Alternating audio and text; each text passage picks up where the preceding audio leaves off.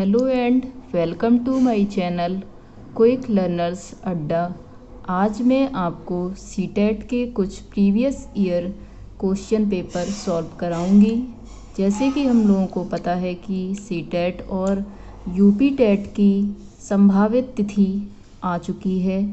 नवंबर के आसपास ही सीटेट और यूपी टेट का एग्ज़ाम होगा, तो हम लोग प्रतिदिन एक सीटेट का previous year question paper solve करेंगे।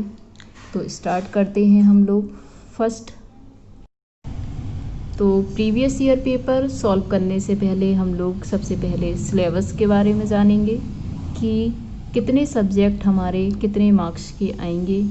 तो देखते हैं हम लोग। सबसे पहले जो परीक्षा की आपकी अवधि रहेगी वो 150 मिनट की होगी और 150 क्वेश्चन होंगे, मतलब 1 मिनट हमारे एक क्वेश्चन के लिए मिलेगा। तो देखते हैं हम लोग। इसमें हमारे 5 प्रकार के सब्जेक्ट आएंगे। पहला है बाल विकास एवं शिक्षण विधि, ये हमारा 30 मार्क्स का आता है। तो ये बाल विकास में जो 15 मार्क का, इसमें 15 मार्क की पेडागोजी आएगी। पेडागोजी हमारी 15 मार्क की होगी और 15 मार्क्स का अलग होगा हमारा। जो 15 नंबर की हमारे जो राइटर्स होते हैं, राइटर्स की थ्योरी और अदर्स सब आएगा, ये समावेशी शिक्षा वगैरह। और सेकंड नंबर पे हम लोगों की लैंग्वेज रहेगी। फर्स्ट लैंग्वेज ज़्यादातर लोग हिंदी ही चूज़ करते हैं, तो जैसे हिंदी में भी 15 मार्क की पेडागोजी होगी। और जो सेकंड लैंग्वेज चूज़ करेंगे, इंग्लिश या संस्कृत या अदर, तो उसमें भी 15 मार्क की हमारी पेडागोजी 15 मार्क की सभी में होगी। मैथ्स हो वो या ईवीएस हो, कोई भी सब्जेक्ट होगा आपका, 15 मार्क्स का उसका अदर पोर्शन होगा और 15 मार्क की पेडागोजी इसमें मेन रोल प्ले करेगी। तो हम लोग को पेडागोजी पे सही से ध्यान देना है। पेडागोजी अगर हम लोग सही कर लेते हैं तो काफ़ी हमको इसका प्रॉफिट मिलेगा। तो देखते हैं हम लोग आगे सिलेबस की ओर चलेंगे। तो हम बाल विकास के सिलेबस में देखेंगे। बाल विकास में हमारे टॉपिक्स हैं जो हम लोगों को पढ़ना है। सबसे पहले हम लोग देखेंगे, फर्स्ट है हमारा विकास की अवधारणा तथा अधिगम के साथ उसका संबंध। इससे हमारे कुछ क्वेश्चंस पूछे जाते हैं, तो इस पे हम लोग ध्यान देंगे। सेकंड हमारा टॉपिक होगा बालकों के विकास के सिद्धांत। थर्ड हमारा होगा आनुवांशिकता और पर्यावरण का प्रभाव। इससे हमारा 1 या 2 मार्क्स का आता है। आनुवांशिकता और पर्यावरण का प्रभाव ज़्यादातर हर ईयर में इससे क्वेश्चंस पूछे जाते हैं, तो इस पे हम लोग फोकस करेंगे। फोर्थ हमारा होगा समाजीकरण प्रक्रियाएं। इसमें देखेंगे सामाजिक विश्व और बालक, इसमें भी हम लोग 1 या 2 मार्क्स का इससे भी आता है ज़्यादातर। और आगे नेक्स्ट देखेंगे पाइगेट, कोहल वर्ग और वाइगोस्की निर्माण और विवेचित संदर्भ इनके। तो हम लोग देखेंगे कोहल वर्ग, वाइगोस्की, पियाजे, इन सब की हम लोगों को थ्योरीज और इनसे जो रिलेटेड क्वेश्चंस आते हैं वो 3 या 4 नंबर के एवब। तो आगे देखेंगे बाल केंद्रित और प्रगामी शिक्षा की अवधारणाएं। नेक्स्ट हमारा होगा बौद्धिकता के निर्माण का विवेचित संदर्भ। आगे देखेंगे बहुआयामी बौद्धिकता। नेक्स्ट टॉपिक होगा हमारा भाषा और चिंतन। इसके आगे जो अगला टॉपिक होगा समाज निर्माण के रूप में लिंग, लिंग भूमिकाएं, लिंग पूर्वाग्रह और शैक्षणिक व्यवहार। This is a most important, इसको हम लोग इम्पॉर्टेंट मार्क्स कर लेंगे। ये हमारा हर ईयर में 1 या 2 मार्क्स का हर बार पूछा जाता है, हर ईयर में। तो इस पे हम लोग फोकस करके चलेंगे। This is a very important. Next topic, शिक्षार्थियों के मध्य वैयक्तिक विभेद, भाषा, जाति, लिंग, समुदाय, धर्म आदि की विविधता पर आधारित विभेदों को समझाना। इसके आगे देखेंगे, अधिगम के लिए मूल्यांकन और अधिगम का मूल्यांकन के बीच अंतर, विद्यालय आधारित मूल्यांकन, सतत एवं व्यापक मूल्यांकन। इससे भी हमारा 1 या 2 मार्क्स का देखने को मिलता है।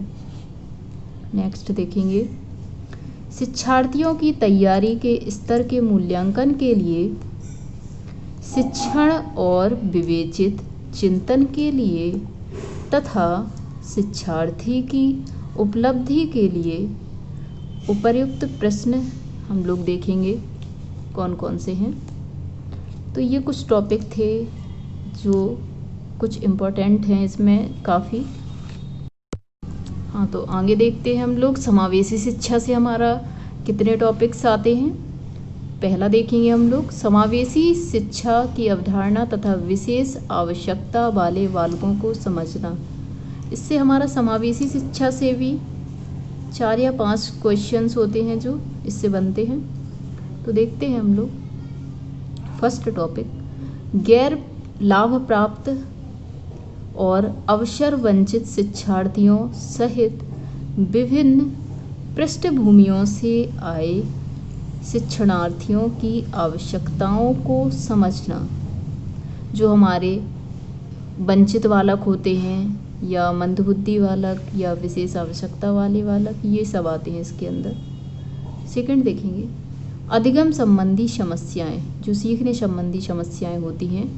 इससे क्वेश्चंस आते हैं जैसे डिस्कैल्कुलिया, डिस्ग्राफिया, डिस्थीमिया, ये सब क्वेश्चंस ये इससे 1 या 2 मार्क्स का श्योर है कि आता है। नेक्स्ट आगे देखेंगे, कठिनाई वाले बालकों की आवश्यकताओं को समझना, जैसे मंदबुद्धि बालक वगैरह, ये सब आते हैं इसमें। नेक्स्ट टॉपिक देखेंगे हमारा, मेधावी, सृजनशील, विशिष्ट प्रतिभावान शिक्षार्थियों की आवश्यकताओं को समझना। इससे भी हमारे 1-2 क्वेश्चंस आते हैं। तो टोटल 5 क्वेश्चन के अबव या 4 या 5 क्वेश्चंस होंगे जो समावेशी शिक्षा से बनते हैं। आगे देखेंगे अधिगम और अध्यापन। इससे हमारे 8 या 10 क्वेश्चन के समथिंग बनेंगे। तो इससे देखते हैं पहला टॉपिक, बालक किस प्रकार सोचते हैं और सीखते हैं। किस टाइप से बच्चा सोचता है और किस टाइप से सीखता है। ये बालक विद्यालय प्रदर्शन में सफलता प्राप्त करने में कैसे और क्यों असफल होते हैं। क्यों बच्चा किस कारण से नहीं सीख पाता है। कुछ टॉपिक्स होते हैं या कुछ जो जैसे मंदबुद्धि बालक वगैरह होते हैं, तो वो क्यों नहीं सीख पा रहे हैं, क्या प्रॉब्लम आ रही है उनको सीखने में। तो ये सब देखेंगे। और नेक्स्ट टॉपिक देखेंगे हम लोग, अधिगम और अध्यापन की बुनियादी प्रक्रियाएं, बालकों की अधिगम कार्यनीतियाँ। इसमें देखेंगे सामाजिक क्रियाकलाप के रूप में अधिगम, अधिगम के सामाजिक संदर्भ। अधिगम या सीखने के सामाजिक संदर्भ। और अगर आप लोगों को इसमें कोई भी दिक्कत होती है सिलेबस में या कुछ समझ में नहीं आता है, कुछ क्वेश्चंस हैं जो डाउट हैं आपके, वो कमेंट सेक्शन में आप जाकर पूछ सकते हैं। वहाँ पे आपको आपकी प्रॉब्लम का सॉल्यूशन मिलेगा। तो नेक्स्ट देखेंगे हम लोग टॉपिक, एक समस्या समाधानकर्ता और एक वैज्ञानिक अन्वेषक के रूप में बालक। अन्वेषक मतलब खोजकर्ता के रूप में मतलब बालक कैसे अपना रोल प्ले करता है। अगला देखेंगे, बालकों में अधिगम की वैकल्पिक संकल्पना, अधिगम प्रक्रिया में महत्वपूर्ण चरणों के रूप में बालकों की त्रुटियों को समझना। जब बच्चा छोटा होता है तो कई प्रकार की त्रुटियां करता है, वो समझने में किसी भी टॉपिक को वो कई प्रकार की क्लास में त्रुटियां करेगा, तो उन सब चीज़ों को हमको देखना है। इससे रिलेटेड काफ़ी सारे क्वेश्चंस हर ईयर में पूछे जाते हैं, तो इस पर हम लोग फोकस करेंगे। इम्पोर्टेंट या वेरी इम्पोर्टेंट मार्क्स कर लेंगे इसको। नेक्स्ट देखेंगे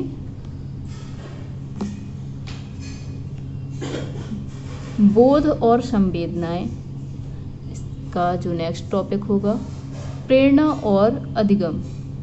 और अगला टॉपिक अधिगम में योगदान देने वाले कारक निजी एवं पर्यावरणीय, मतलब जो सीखने में जो कारक रोल प्ले करते हैं, जैसे कि बच्चा है कुछ चीज़ें अपनी फैमिली से सीखता है, कुछ पर्यावरण से सीखता है, वो जैसे पर्यावरण में रहेगा उसी टाइप से सीखता है। अब देखेंगे हम लोग सेकेंड नंबर पे हमारी आती है लैंग्वेज। लैंग्वेज फर्स्ट हमको चूज़ करना होता है, इसमें काफ़ी सारी लैंग्वेज होती हैं, तो इसमें हमको लैंग्वेज चूज़ करना पड़ता है। सेकेंड टॉपिक देखेंगे हम लोग हमारा सेकेंड नंबर पे देखेंगे हम लोगों का जो 30 मार्क्स का लैंग्वेज फर्स्ट होती है, इसमें हमको लैंग्वेज चूज़ करनी पड़ती है, जैसे कि हिंदी लैंग्वेज होती है, इंग्लिश होती है, उर्दू होती है और अदर लैंग्वेज भी होती हैं। तो फर्स्ट पे मोस्टली हिंदी ही चूज़ करते हैं लोग, या आप जो भी चूज़ करें तो वो 30 मार्क्स की आएगी। और अगर हिंदी चूज़ करते हैं तो इसमें देखिए सबसे पहले हम लोग देखते हैं कि इसमें हमारा हिंदी में 30 मार्क्स में कौन कौन से टॉपिक्स आएंगे। तो फर्स्ट हम देखेंगे हम लोग पहला नंबर का हमारा जो टॉपिक होगा वो है भाषा बोधगम्यता। भाषा बोधगम्यता में देखेंगे अपठित अनुच्छेदों को पढ़ना। एक पैराग्राफ दिया होगा जिससे रिलेटेड कुछ क्वेश्चंस पूछे जाएंगे, उनको आंसर करना पड़ेगा हम लोगों को। तो इसमें क्या है, 2 अनुच्छेद, एक गद्य अथवा नाटक और एक कविता भी दी होगी इसमें। तो उस कविता से कुछ क्वेश्चंस पूछे जाएंगे, समथिंग 4 या 5, तो उससे 4 या 5 क्वेश्चंस बनेंगे।